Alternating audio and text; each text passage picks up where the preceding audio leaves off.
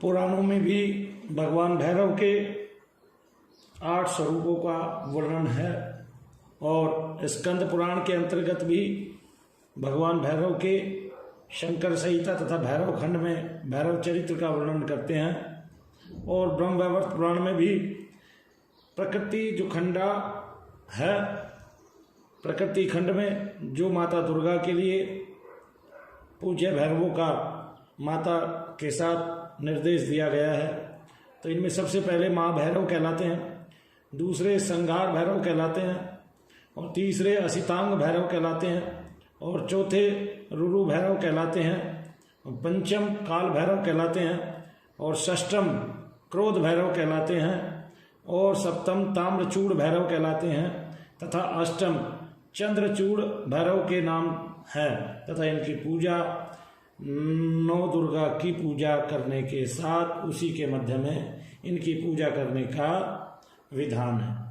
बहुत सारी जगह जो है भगवान भैरव को क्षेत्रपाल की भी संज्ञा दी है, और भगवान भैरव के 108 नामों में क्षेत्रपाल नाम भी आता है, जिससे सिद्ध होता है कि उनको क्षेत्रपाल के रूप में भी पूजा जा सकता है। क्षेत्रपाल संपूज्य ये कर्मा कृते नर तस्य करम फलहंति क्षेत्रपालो न संशय। रुद्रयामल तंत्र में भगवान भैरव के 64 अवतार बताए गए हैं। तो इसके लिए एक स्तुति भी आती है।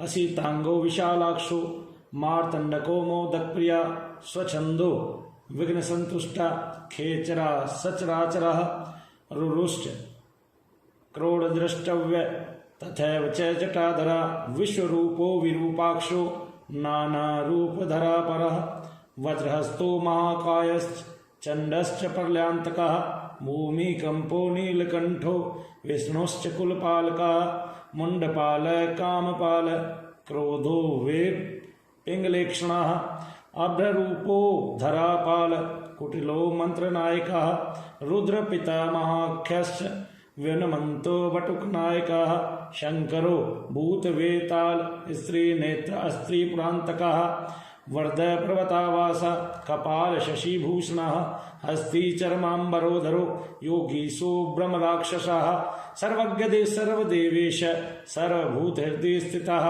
भीषण आख्यो भयहरा सर्व आज्ञाख्य तथैव च कालाग्निश्च महारौद्रो दक्षिणो मुखरोस्त्रः संघार अश्चति रक्तांगः कालाग्निश्च प्रियंकरः घोरनादो विशालांगो योगीशो दक्ष संस्थितः।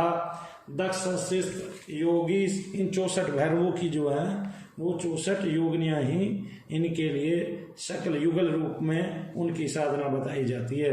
और 64 भैरव के साथ 64 योगिनियों की साथ में पूजा भी हो जाती है, पूजा भी करते हैं। और बहुत सारे लोग इनकी कई तरह की पूजा करते हैं, यानी कि भगवान का भैरव का सात्विक ध्यान करते हैं, राजस और तामस तीनों प्रकार से इनको पूजा जाता है। हीन कर्मों के लिए भी लोग इनका ध्यान कर लेते हैं और उच्च कर्मों के लिए भी लोग इनका ध्यान कर लेते हैं।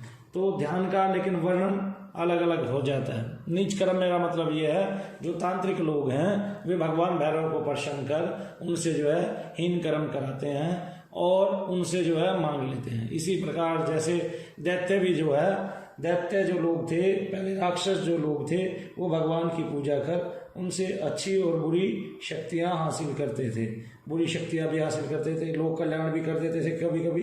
जैसे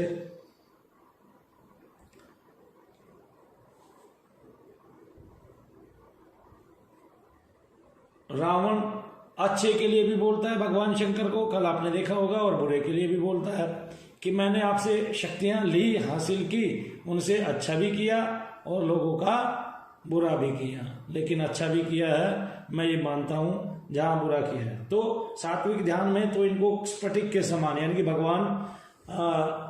भगवान शंकर के समान ही देखा जाता है, स्फटिक के समान, यानी कि शुभ्र वर्ण, सुंदर वर्ण और श्वेत वर्ण के रूप में देखा जाता है। और सुंदर कुंडलों से दीप्यमान दिव्य मणिगण से किंकणी और नुपुर से भूषित तेजस्वी प्रसन्न वदन त्रिनेत्र और दोनों हाथों में शूल और दंड बाल स्वरूप श्री बटुक भैरव को देखा जाता है, उनको प्रणाम किया जाता है।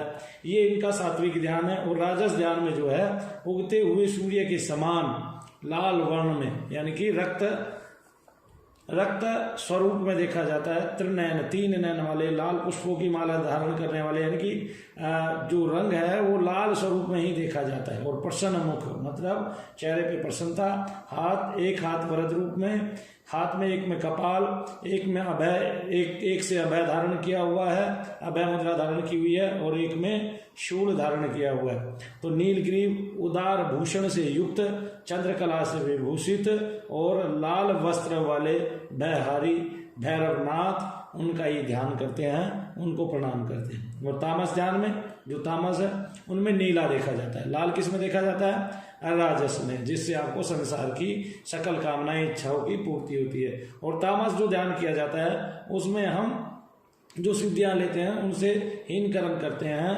वो तामसिक प्रवृत्ति हमारी हो जाती है और अपने लिए ही कर्म करते हैं। ठीक है, तो दूसरों के लिए इसमें लाभार्थी के लिए कोई कार्य नहीं करते। सात्विक ध्यान मैंने आपको बताया, राजस ध्यान मैंने आपको बताया, तामस ध्यान नील पर्वत के समान चंद्रकलाधर मुंडमालाधारी महेश दिगंबर दीप शिखा के समान रंग वाले केसों से युक्त डमरू इनके हाथ में होता है। एक हाथ में अंकुश होता है, एक में खड़ग होता है। पाश, अभय, नाग, घंटा और कपाल रूप आयुधों को 8 हाथों में लिए हुए। वहां 4 हाथ के थे राजस में, सात्विक में जो थे वो 2 हस्त थे, और तामस में कितने? 8 हाथों में अलग अलग क्या क्या?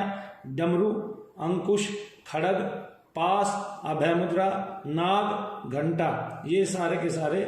और हाथों में लेकर विकराल दाढ़ वाले, 3 नेत्रों वाले और मणि में किंकणी और नुपुरों से विभूषित भगवान भैरव का मैं ध्यान करता हूँ, उन्हीं का ध्यान करते हैं। तो आपको क्या चाहिए? आपको तो सात्विक ध्यान ही चाहिए। सात्विक ध्यान में क्या बताया फिर से सुने तो स्फटिक के समान शुभ्र वर्ण यानी कि श्वेत वर्ण जैसा भगवान शंकर का स्वयं है, और 2 ही हाथ है, हाथों में शूल और दंड धारण किया हुआ है ऐसे, और 3 नेत्रों वाले वही नुपुरों से, ठीक है, दिव्य मणिगण से, और तेजस्वी प्रसन्न वदन वाले त्रिनेत्रधारी, हाथों में शूल और दंड हाथ में लिए हुए, बाल स्वरूप पंचवर्षीय के समान श्री बटुक भैरव भगवान को हम प्रणाम करते हैं। बोलो बटुक भैरव देव की जय।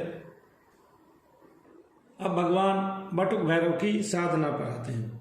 तो बटुक भैरव का जो मंत्र लोग यूज करते हैं, वैसे तो बहुत सारे मंत्र, बहुत सारे लिखे हुए हैं, पुराणोक्त मंत्र हैं, तंत्रोक्त मंत्र हैं, बहुत सारे मंत्र हैं भैरव जी के। अब आप कौन सा करते हैं? तो एक मंत्र जो सर्वसुलभ है वही मंत्र आपको करना चाहिए। ओम ह्रीं बटुकाय आपद उद्धारणाय कुरु कुरु बटुकाय ह्रीं। अब अगले पार्ट में मैं न्यास विधि सहित आपको इसका